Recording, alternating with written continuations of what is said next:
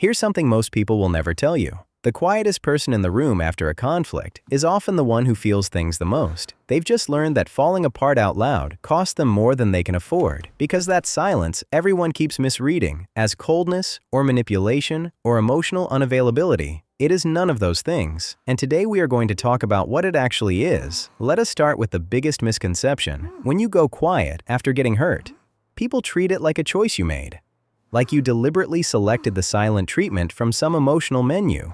But anyone who has ever lived inside that silence knows it does not feel like a choice at all.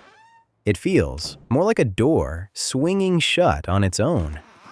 Words become unreachable. Your chest feels dense. And trying to explain something you have not even finished processing yourself feels genuinely impossible. That is your nervous system responding to overload, not your personality being difficult. Researcher Dr. Peter Levine spent decades studying how stress lives in the body, and one of his key findings is that the freeze response is just as biologically real as fight or flight. When emotional pain arrives faster than your system can process it, your brain slows everything down. It is not weakness and it is not avoidance. It is protection happening in real time. And here's something even more fascinating. There is a region of the brain responsible for generating language, and research shows it actually becomes less active during states of emotional flooding. So when someone is standing right in front of you, demanding you just say something and nothing is coming out, that is not stubbornness. Your brain has literally redirected its resources away from language because something more urgent is happening.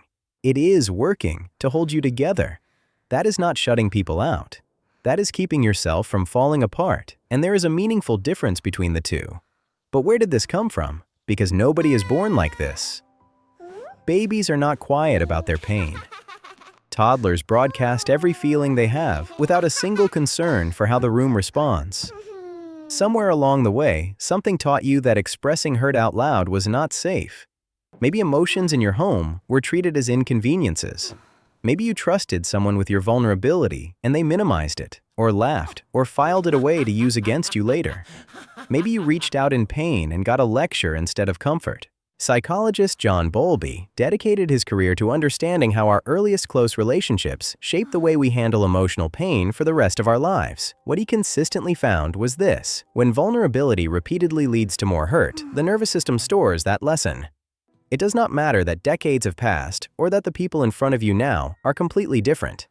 The pattern activates anyway. Your silence is not a character flaw that developed randomly.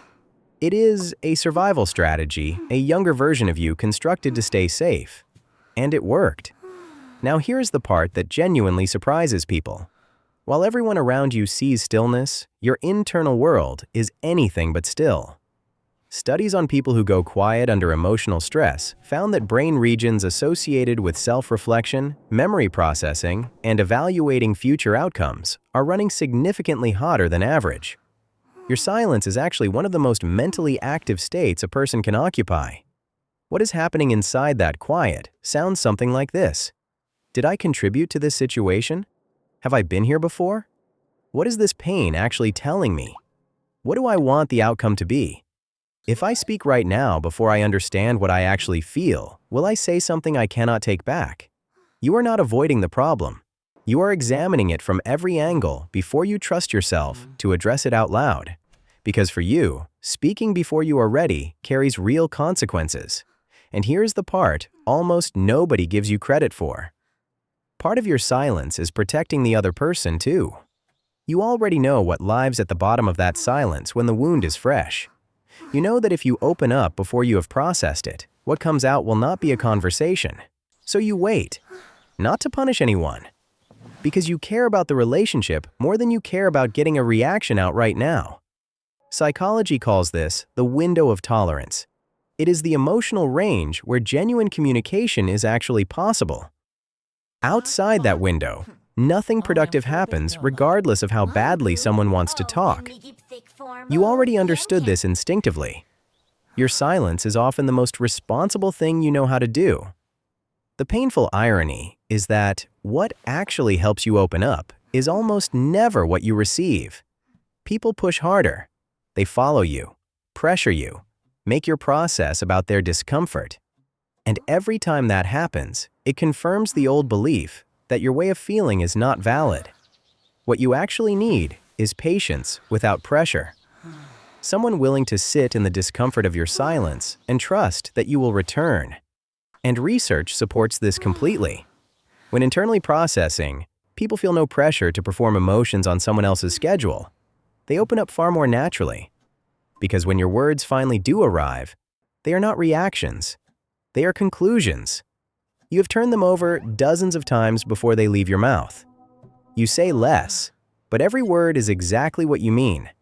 That is not emotional unavailability. That is emotional integrity. And the right people in your life will eventually recognize that your stillness is not distance. It is the deepest, most considered form of presence there is. If this finally gave language to something you have been carrying quietly for years, hit subscribe. There is more where this came from.